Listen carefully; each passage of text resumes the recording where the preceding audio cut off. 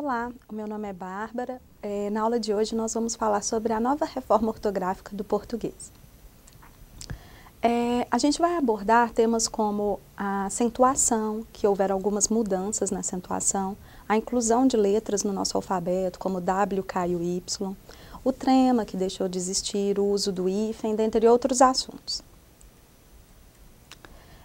O acordo ortográfico do português serviu para unificar a escrita da língua portuguesa em todos os países que falam o português, dentre eles Angola, Brasil, Cabo Verde, Guiné-Bissau, Moçambique, Portugal, São Tomé e Príncipe e Timor-Leste. As novas regras do acordo ortográfico já estão valendo desde 2009, desde o dia 1º de janeiro de 2009.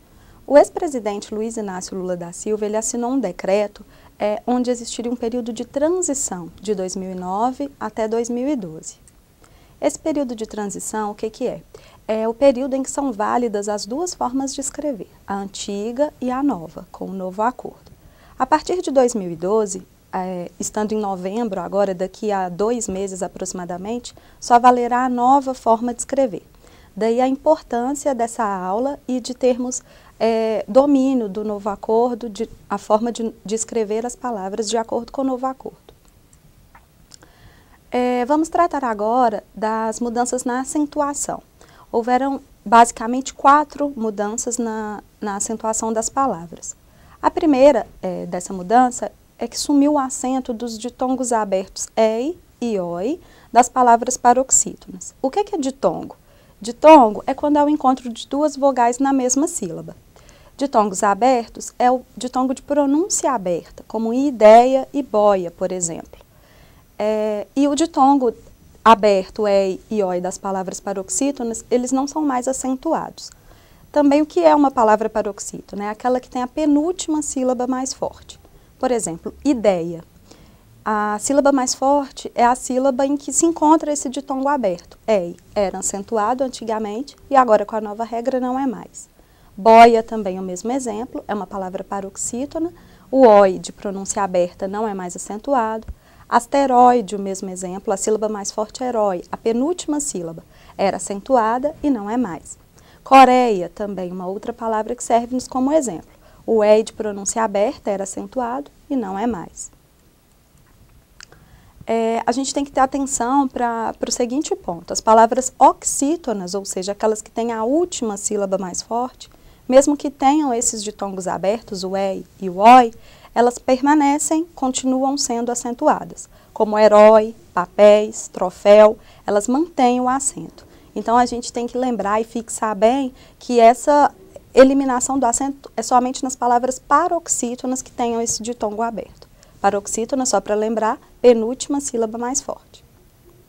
A segunda regra de acentuação, que a gente teve alteração, é que desapareceu o acento circunflexo das palavras terminadas em ou, como por exemplo, crem, leem, deem, enjoo, ou os plurais, respectivos plurais, voos, prevêem. Então, anteriormente, acento na vogal que se repete no ditongo, como em, leem, e agora não mais acentuamos esse tipo de palavras terminadas com a vogal duplicada. A terceira regra de acentuação que houve alteração é que sumiu o acento no I e no U fortes depois de ditongos. O que é isso? Ditongo é a junção de 2 vogais, como foi dito anteriormente. Se tiver um I e um U fortes, de pronúncia fortes, após esse ditongo, nas palavras paroxítonas, lembrando, também some o acento. Como exemplo, temos baiuca. Bai, temos o ditongo, o encontro de A e o I. U é uma vogal U de pronúncia forte. Após esse ditongo, sumiu o acento. Palavra paroxítona. Feiura também é um exemplo que a gente pode observar esse caso. O U de pronúncia forte após o ditongo E e I, de fei. Esse U sumiu o acento também. Em palavras paroxítonas é bom lembrar. Se esse U e esse I fortes estiverem na última sílaba, como por exemplo em Piauí, uma palavra oxítona, o acento continua. O acento só vai deixar de ser utilizado tanto nessa regra quanto na anterior em palavras paroxítonas. A quarta regra de acentuação, que houve alteração, é que sumiu o acento diferencial das palavras. O que é acento diferencial? Acento diferencial é aquele que é usado para permitir identificar as palavras que têm a mesma pronúncia, ou seja, palavras que são homófonas. O que é isso? A palavra para, por exemplo, para do verbo parar e a palavra para de preposição. Antigamente a gente tinha esse acento para diferenciar essas duas palavras e agora não mais. Como exemplo, temos aquela frase padrão: o bom motorista para o carro para o pedestre passar. Esse para de parar era acentuado e agora não é mais. Polo, de polo norte, e polo, preposição, também não tem mais essa acentuação diferencial. Pera, de fruta, e pera, preposição, também não. Coa, de coar, e coa, de preposição, também não. Vocês podem ver mais exemplos, né, nos slides. É bom a gente observar também exceção, porque toda regra tem a sua exceção. Temos a exceção no acento diferencial por, de verbo, por colocar, e o por de preposição. Nesse caso, o acento diferencial permanece. E também na palavra pode, pretérito, né? E pode de presente. Isso pode acontecer, isso pode acontecer. Nesses exemplos, o acento diferencial ele continua, ele permanece. Na palavra forma e forma, forma de recipiente e forma do verbo formar, o acento diferencial é opcional, ele pode ou não ser utilizado, aí é critério de vocês. A gente tem uma quinta regra de acentuação também, que houve alteração, é que desapareceu o acento agudo no U forte, depois dos grupos gué, gui, qué, qui.